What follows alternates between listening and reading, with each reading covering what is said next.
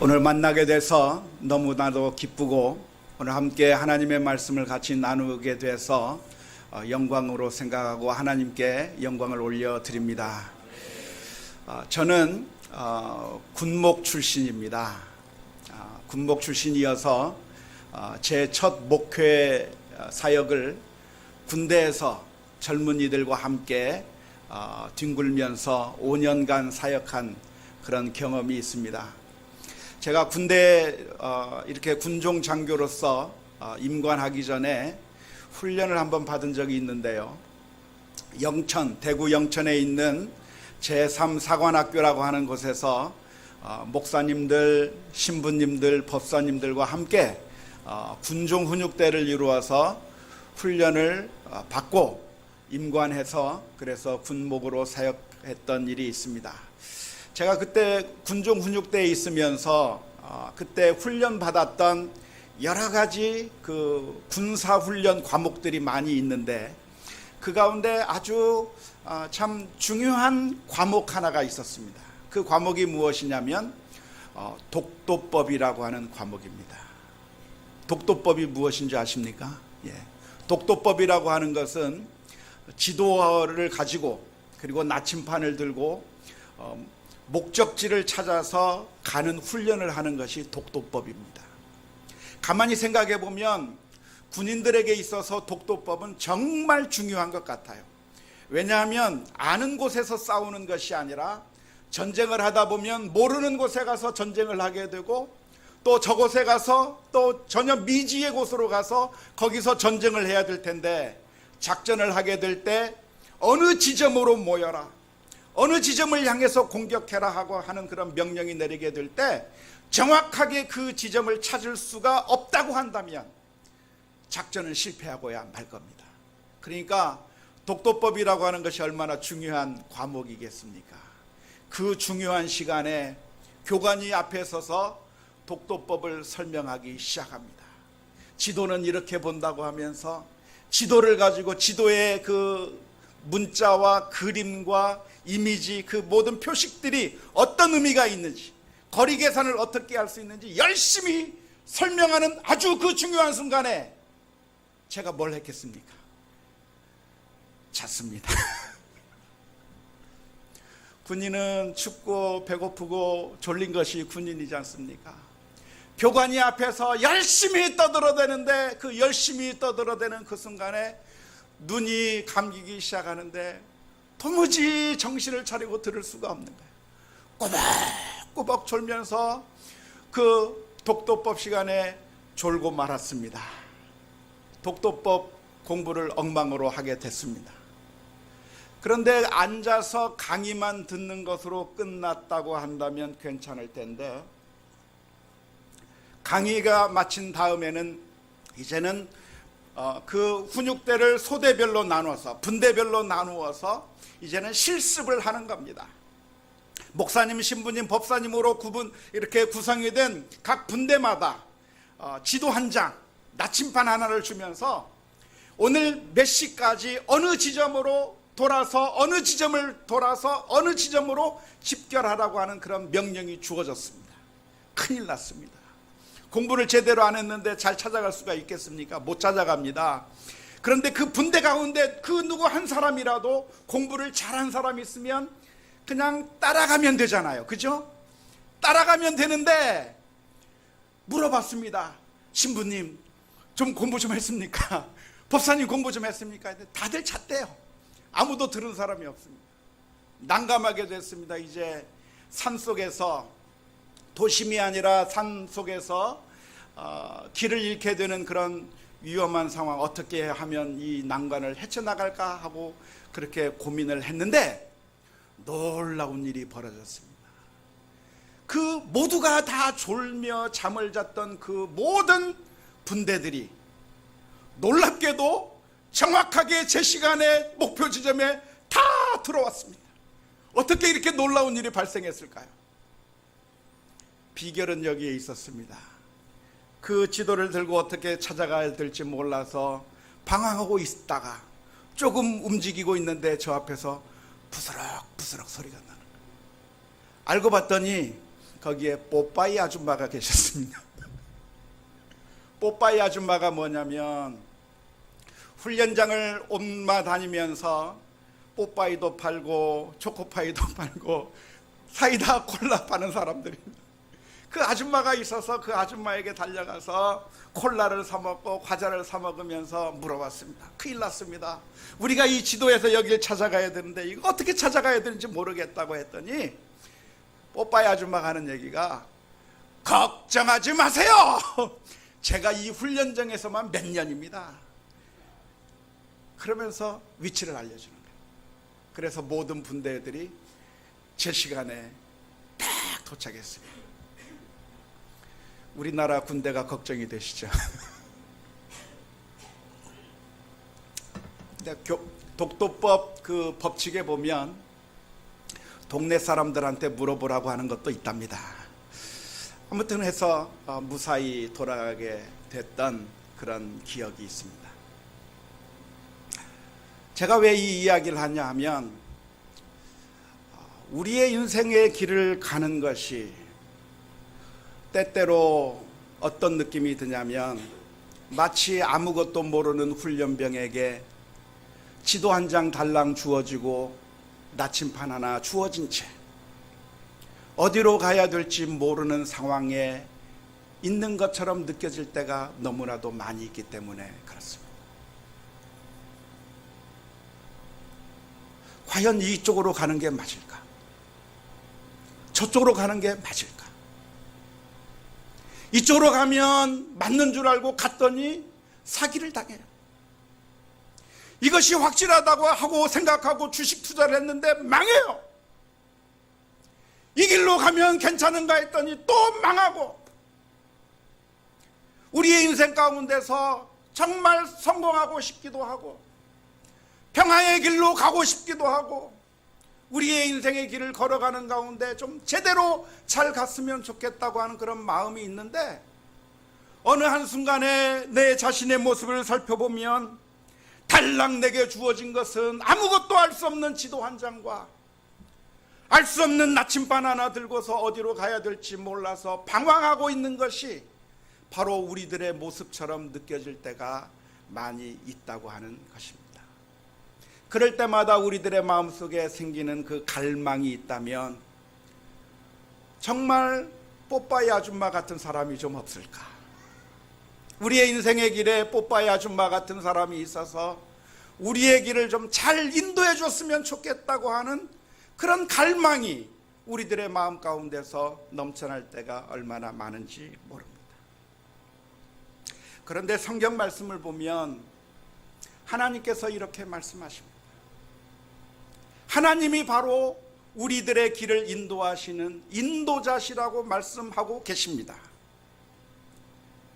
잠언 16장 9절 말씀에 사람이 마음으로 자기의 길을 계획할지라도 그 길을 인도하시는 이는 여호와이시니라. 믿습니까? 원하기는 여기 앉아 있는 모든 분들이 하나님께서 우리들의 길을 인도하신다고 하는 사실을 믿고 담대하게 주님을 의지하면서 살아가는 우리 모두가 다 될 수 있기를 주님의 이름으로 축원합니다. 그런데 문제는 하나님께서 우리들의 길을 인도하시는 것 같기는 같은데, 때로는 하나님께서 우리의 길을 정말 좋은 길로 인도하시는 것이 아니라 때로는 힘들고 어려운 길로 인도하시는 것처럼 느껴질 때가 많다는 겁니다. 내가 보기에는 이 길이 정답인 것 같아요. 내가 볼 때는 이 길로 가야 맞는 것 같아요. 그런데 하나님께서 그 길을 막으시고 그 길을 꽉 틀어 막으셔서 그 길로 도무지 갈 수 없게 만드시고 정말 힘들고 어려운 길로 우리를 쏟아 부어버리시는, 우리를 정말 힘들고 어려운 길로 집어넣는 경우가 많이 있다는 겁니다. 오늘 우리가 출애굽기 13장의 말씀을 읽었는데 바로 이스라엘 민족이 만난 현실이 바로 그렇습니다. 이스라엘 민족은 애굽 땅에서 노예로 살다가 이제는 하나님께서 그들을 해방시키셔서 약속의 땅, 젖과 꿀이 흐른다고 하는 그 가나안 땅으로 가는 그 길 가운데 하나님께서 어느 길로 인도하셨는가? 하나님께서 그 길을 인도하실 때 팔레스타인 사람들이 살고 있는 그 빠른 길, 그리고 편한 길, 그리고 쉽게 갈 수 있는 그 길이 있음에도 불구하고, 해변가 길이 있음에도 불구하고 하나님께서는 그 길로 인도하지 않으셨다고 그랬습니다. 그리고 하나님께서 어느 길로 인도하셨는가? 광야의 길로 인도하셨다. 팔레스타인 사람들이 살고 있는, 블레셋 사람들이 살고 있는 그 사람의 그 길은 평지입니다. 이미 길이 잘 닦여져 있습니다. 그리고 거기에는 우물이 있고 물을 얻을 수 있고 양식을 얻을 수 있고 편안한 길이고 아주 쉽게 갈 수 있는 길이고, 그 길이도 얼마나 짧냐면 애굽에서부터 예루살렘까지, 가나안 땅까지의 그 거리가 그저 서울에서 부산 정도의 거리라고 할까요? 그렇게 멀지 않은 거리예요. 그냥 걸어간다고 해도, 천천히 걸어간다고 해도 3일 4일, 아무리 늦게 걸어간다고 해도 일주일, 아니 열흘이면 충분히 갈 수 있는 너무나도 쉬운 짧은 그 길이 바로 가나안까지 갈 수 있는 그 길인데, 하나님께서는 그 길로 인도하지 아니하시고 어느 길로 인도하시냐면 이스라엘 민족을 광야로 인도하셨다. 광야로 인도하셨는데 그 광야는 어느 길입니까? 광야는 먹을 것도 구할 수가 없을 뿐만 아니라 이정표도 없죠. 길도 나 있지 않죠. 낮에는 쨍쨍 내리는 햇빛으로 인해서 더워 죽겠죠. 밤에는 온도차가 이제 급격하게 떨어져서 추워 죽겠죠. 독사가 있고 전갈이 있고 짐승들이 있고 정말 걸어가기 힘든 어려운 그 길이, 우물물이 없어서 마실 물도 없고 먹을 것도 구할 수 없는 그 힘든 길로 하나님께서 이스라엘 민족을 그 길로 인도하셨다고 하는 겁니다. 하나님께서는 왜 그런 길로 인도해 주고 계십니까? 오늘 읽은 출애굽기 13장 17절의 말씀을 보면 이렇게 기록하고 있습니다. 우리 17절의 말씀을 한 목소리로 같이 읽어보았으면 좋겠습니다. 같이 읽읍시다. 바로가 백성을 보낸 후에 블레셋 사람의 땅의 길은 가까울지라도 하나님이 그들을 그 길로 인도하지 아니하셨으니 이는 하나님이 말씀하시기를 이 백성이 전쟁을 하게 되면 마음을 돌이켜 애굽으로 돌아갈까 하셨음이라. 아멘. 하나님께서 이스라엘 민족을 블레셋 사람들이 있는 그 길로 인도하지 아니하고 광야의 길로 인도하셨다고 하는 이 17절의 말씀을 이해할 수가 있겠습니까? 하나님께서 말씀하시기를 만일 그 블레셋 사람들과 만나게 되고 그래서 블레셋 사람들과 전쟁을 하게 되면 이스라엘 민족은 아직 전쟁을 경험해 보지 아니한 그런 민족이기 때문에 겁을 먹고, 그리고 그래서 그들이 다시 애굽으로 돌아가겠다고 하면 안 되니까 전쟁을 보면 이스라엘 사람들의 마음이 무너져 내려버릴 테니까, 그러니까 그 전쟁을 보지 않게 하기 위해서 하나님께서는 광야의 길로 인도하셨다고 하는 말씀입니다. 이해가 될 것 같으면서도 저는 이해가 잘 안 됩니다. 이해가 잘 안 돼요. 왜냐하면 하나님이 누구신가 질문을 던져볼 때 이해가 안 돼요. 하나님이 어떤 분이시죠?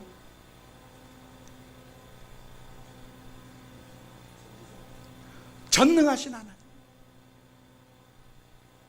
하나님이 어떤 분이시죠? 못하시는 것이 없는 하나님이에요. 그러니까 블레셋 사람들이 있으면 어떻게 하면 됩니까?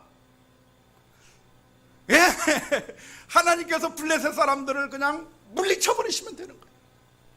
블레셋 사람들이 전쟁하겠다고 달려올 때 하나님께서 불을 내리셔서, 유황불을 내리셔서 그들을 쓸어버리시고 완전히 진멸시켜 버리셔서 이스라엘 민족이 그 길로 편안하게 가게 하시려면 하실 수 있었습니까? 없었습니까?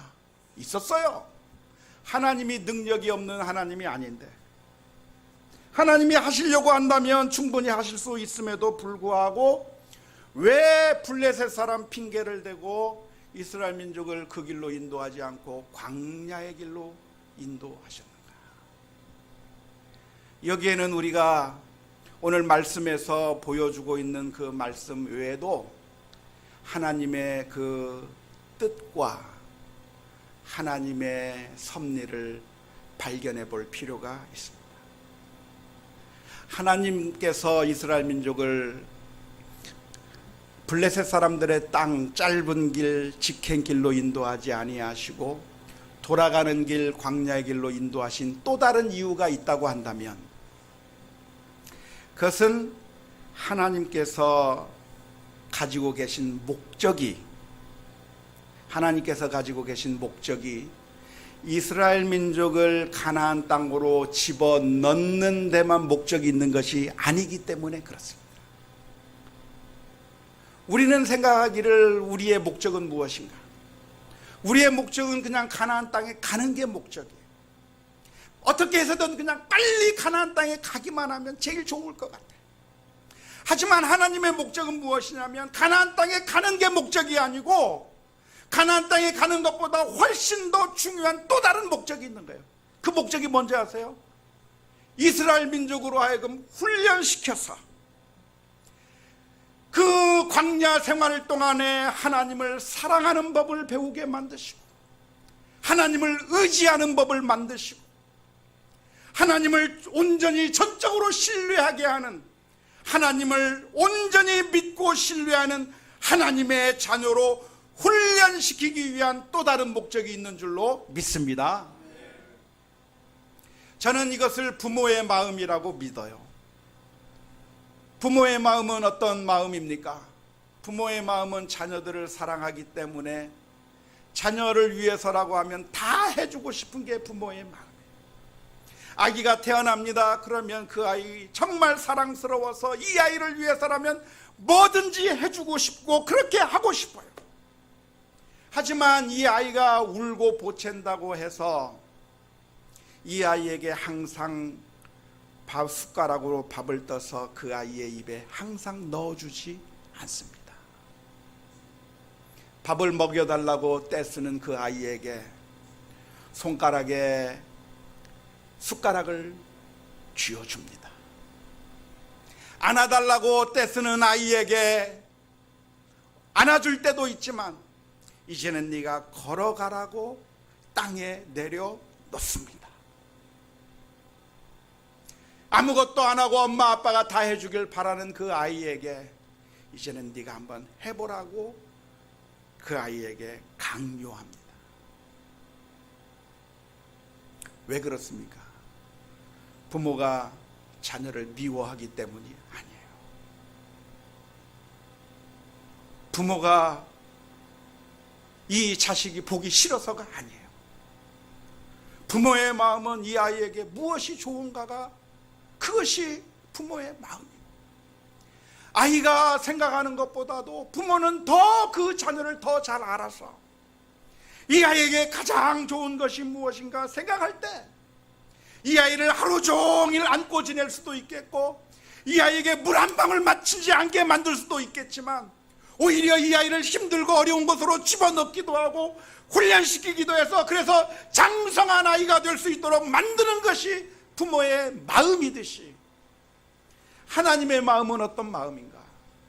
하나님의 마음은 그저 이스라엘 민족 빨리 가나안 땅에 집어넣는 것이 목적이 아니라 광야의 훈련을 통해서 하나님을 더 사랑하고 의지하고 하나님을 신뢰하게 만드는 그런 훈련을 해서 정말 하나님의 자녀로 능력 있게 살아가도록 만들고자 하는 것이, 그것이 하나님께서 원하시는 또 다른 목적이라고, 아니 더 중요한 목적이라고 하는 사실을 기억할 수 있기를 주님의 이름으로 축원합니다. 따라서 우리는 인생의 길을 가면서 우리가 만나는 쉽지 않은 길, 어려운 길, 난관 앞에 우리가 서게 될 때 우리가 기억할 것이 있다고 한다면 내 생각보다 하나님의 생각이 훨씬 더 옳고, 내가 원하는 것보다 하나님의 생각이 훨씬 더 많다고 하는 사실을 인정해야 합니다.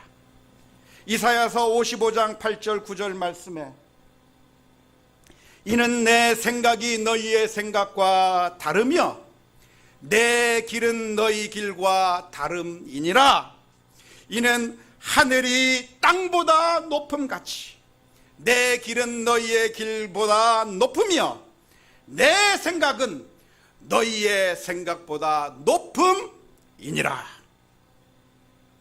우리가 힘들고 어려운 문제들을 만날 때마다 우리들은 방황하면서 하나님 앞에 울부짖습니다. 하나님, 정말 하나님께서 나를 사랑하는 건 맞습니까? 하나님께서 우리를 돌아보시기나 하는 건 맞습니까? 기도하는 그 기도에 하나님께서 귀 기울이고 계신 건 맞습니까? 하나님께서 나를 돌아보시기나 하는 겁니까? 울부짖을 때가 많이 있습니다. 하지만 우리가 생각해 본다고 한다면 하나님은 우리를 외면하셨기 때문에 우리를 이 길로 인도하시는 것이 아니라 하나님께서는 사랑하시고 우리를 온전케 하시기 위해서 우리에게 훈련의 길로 인도하신다고 하는 사실을 기억할 수 있기를 주님의 이름으로 축원합니다. 신명기 8장 14절부터 16절 말씀에 보면 이렇게 기록합니다. 내 마음이 교만하여 내 하나님 여호와를 잊어버릴까 염려하노라. 여호와는 너를 애굽 땅 종되었던 집에서 이끌어내시고 너를 인도하여 그 광대하고 위험한 광야 곧 불뱀과 전갈이 있고 물이 없는 간조한 땅을 지나게 하셨으며 또 너를 위하여 단단한 반석에서 물을 내셨으며 내 조상들도 알지 못하던 만나를 광야에서 내게 먹이셨나니 이는 다 너를 낮추시며 너를 시험하사 마침내 내게 복을 주려 하심이었느니라. 왜 하나님께서 광야의 길로 인도하셨는가? 간조한 땅, 위험한 땅, 그 불뱀과 전갈이 있는 그 땅으로 왜 인도하셨는가? 하나님께서 그 길로 인도하신 것은 너로 하여금 낮추시며 너를 시험하사 마침내 내게 복을 주려 하심이었느니라. 하나님께서는 우리들을 사랑하시기 때문에 훈련하시는 겁니다. 그렇기 때문에 우리가 기억해야 될 일이 있다고 한다면 힘들고 어려운 문제를 만날 때마다 하나님의 선하심과 하나님의 인자하심과 사랑하심을 기억해야 합니다. 고린도전서 10장 13절의 말씀에 사람이 감당할 시험 밖에는 너희에게 당한 것이 없나니 오직 하나님은 미쁘사 너희가 감당하지 못할 시험당함을 허락하지 아니하시고 시험당할 즈음에 또한 피할 길을 내사 너희로 능히 감당하게 하시느니라 라고 말씀하셨습니다. 이 말씀은 우리가 만나는 시험이 결코 작다는 얘기가 아니에요. 시험은 결코 작지 않습니다. 시험은 어려운 겁니다. 시험은 정말 견디기 어려운 겁니다. 하지만 감당하지 못할 시험이 없다고 하는 그 말의 의미가 무엇이냐면 하나님께서 우리들에게 어려움을 주실 때 그 어려움을 주시는 목적이 무엇인가?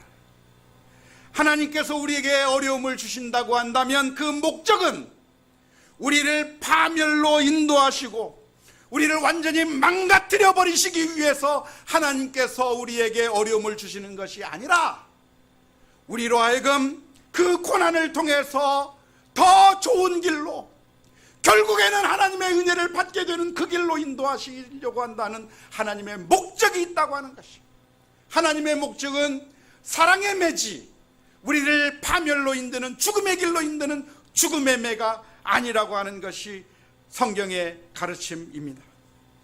따라서 우리가 힘들고 어려운 일을 만날 때마다 욥처럼 고백해야 합니다. 욥은 하나님 앞에서 울부짖었습니다. 그러나 내가 가는 길을 그가 아시나니, 그가 나를 단련하신 후에는 내가 순금같이 되어 나오리라. 도대체 내가 가고 있는 이 길이 왜 이 길을 내가 가야 되는지 몰라. 나는 이해할 수 없고, 나는 전혀 알 수 없고, 왜 이 길로 오게 되었는지 나는 전혀 몰라요. 하지만 내가 이 길로 온 것을 하나님께서는 아시나니, 하나님께서 나를 단련하신 후에 나를 순금같이 변화시켜 주실 것이라고 하는 믿음의 고백이 있어야 될 줄로 믿습니다. 하나님께서 이스라엘 민족을 광야의 길로 인도하실 때 하나님께서는 그 이스라엘 민족을 버리지 않았습니다. 오늘 말씀에 보면 이런 말씀이 기록되어 있습니다. 20절서부터 22절 말씀까지 한번 같이 봉독해 보십시다. 20절 말씀부터입니다. 그들이 숫곳을 떠나서 광야 끝 에담의 장막을 치니 여호와께서 그들 앞에서 가시며 낮에는 구름 기둥으로 그들의 길을 인도하시고 밤에는 불기둥을 그들에게 비추사 낮이나 밤이나 진행하게 하시니 낮에는 구름 기둥 밤에는 불기둥이 백성 앞에서 떠나지 아니하니라. 아멘. 광야로 가는 그 길은 하나님께서 떠나버리시고 외롭게 쓸쓸히 가는 그 길이 아니었습니다. 하나님은 광야로 가는 그 길에 항상 함께 하셨습니다. 낮에는 구름 기둥으로 그들과 함께 하셨고 밤에는 불기둥으로 그들과 함께 하셔서 단 한순간도 하나님께서는 그들을 고아와 같이 내버려 두지 않았습니다.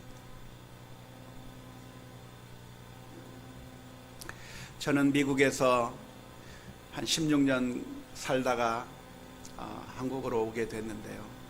미국에서 살다 보면 참 미국의 장점들도 많지만 안 좋은 면도 참 많습니다. 그 중에 하나가 무엇이냐면 총기 사고가 많다는 것이 미국의 큰 문제입니다. 제가 한국에 오기 전에 보았던 뉴스 하나가 참 마음이 아픈 뉴스가 있었습니다. 뭐냐면 자동차 안에서 3살짜리 꼬마아이가 총에 맞아 죽었다고 하는 뉴스였습니다. 어떻게 된 일인가 뉴스를 살펴보니까 그 3살짜리 꼬마아이의 엄마와 아빠가 차를 그 주차장에 세워놓고 잠깐만 여기 있으라고 말하고 그리고 그 가게 안으로 들어가게 됐습니다. 가게 안에 들어가서 물건을 잠시 사올 테니까 잠깐 차 안에 있으라 하고 3살짜리 꼬마아이를 차 안에 남겨두었습니다. 하지만 미국에서는 3살짜리 꼬마아이를 혼자 차 안에 남겨두는 것은 불법이기 때문에 부모가 그들만 갈 수는 없고 그렇게 할 수만 없고 누가 있었냐면 바로 그 옆에 삼촌, 그러니까 그 꼬마아이의 삼촌과 함께 그 차에 타게 두고 부모가 가게 안으로 들어갔던 겁니다. 삼촌에게 잠깐 맡긴 겁니다. 그런데 삼촌이 그 꼬마아이와 함께 같이 앉아 있다가 갑자기 담배 생각이 났습니다.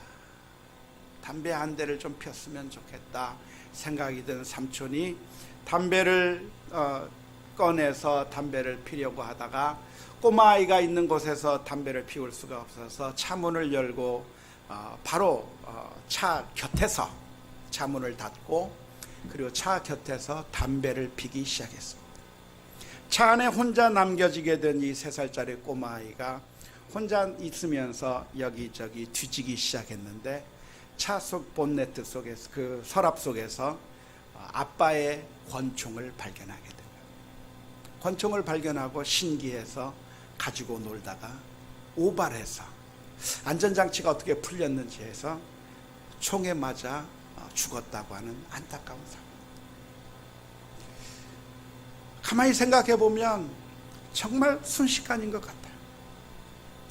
늘 부모의 사랑과 그 돌봄 속에서 안전하게 있었던 그 꼬마아이. 그래서 잠깐, 많은 시간도 아니고 잠깐 물건 사러 갔다 오는 바로 그 사이. 아니, 그것도 그냥 놔둔 것이 아니라 삼촌과 함께 놔뒀는데 삼촌도 그 아이를 늘 지키고 있다가, 항상 지키고 있다가 잠시 담배 피겠다고 잠깐 비웠던 그 사이에 안타깝게도 총에 맞아 꼬마아이가 죽은 겁니다. 그런데 사랑하는 성도 여러분, 아십니까? 하나님께서 우리를 돌보시는 것이 잠깐 우리들에게 한눈 파시는 적이 없다는 거예요. 구름기둥과 불기둥으로 이스라엘 민족과 함께 하셨던 바로 그 하나님께서, 하나님은 졸지도 아니하시고 주무시지도 않고 우리를 항상 돌보시는 바로 그 하나님이 우리와 함께 계신다고 하는 사실을 믿을 수 있기를 주님의 이름으로 축원합니다. 우리가 가는 그 길에는 나 혼자 외롭게 고아와 같이 그렇게 방황하는 그 길이 아니라, 아무리 사망의 음침한 골짜기로 다닌다 할지라도 여호와는 나의 목자시니 그가 나와 함께 계시기 때문에 나는 부족함이 없다고 고백했던 그 다윗의 고백처럼 우리의 길에는 하나님께서 함께 계신다고 하는 사실을 기억하며 믿음의 길로 담대하게 나아갈 수 있어야 될 줄로 믿습니다. 그런데 아십니까? 하나님께서 우리와 함께 하시기 위해서 하나님께서 포기하셔야 했던 것을 아십니까? 우리 죄인인 우리들과 하나님께서 어떻게 함께 할 수 있습니까? 우리와 함께 계시기 위해서 하나님께서는 그 아들을 버리셨습니다. 십자가 위에서 예수님께서 하나님 앞에 울부짖으셨습니다. 나의 하나님 어찌하여 나를 버리셨나요? 그 순간에 영원히 함께 하시는 그 하나님께서 우리를 구원하시고 우리와 함께 하시기 위해서 독생자 아들 예수 그리스도의 그 울부짖음을 외면하시고 십자가의 죽음 가운데 내버려 두셔서 결국 우리를 구원해 주시는 놀라운 은혜를 저와 여러분들이 받았습니다. 원하기는 저와 여러분들이 살아가는 이 인생의 길 가운데서 하나님만을 바라보며 믿음으로 승리해 나가는 우리 모두가 다 될 수 있기를 주님의 이름으로 축원합니다. 기도하겠습니다. 하나님 아버지, 은혜를 진실로 감사합니다. 죄악의 길에 방황하던 저희들을 주님께서 사랑해 주시고 하나님의 자녀 삼아 주시고 지금까지 인도해 주심을 인하여 아버지 앞에 감사와 찬송과 영광을 올려드립니다. 아버지 하나님, 때때로 우리의 앞길이 어디로 가야 될지 몰라 방황스러울 바로 그 순간에 아버지 하나님, 이 주변에 있는 것들만을 바라보며 절망하지 말게 하시고 우리를 위하여 그 아들을 십자가에 내어주신 하나님의 놀라운 그 사랑을 바라보며 주님만을 바라볼 수 있는 믿음의 사람들이 되게 하여 주시옵소서. 예수 그리스도의 이름으로 기도하옵나이다. 아멘.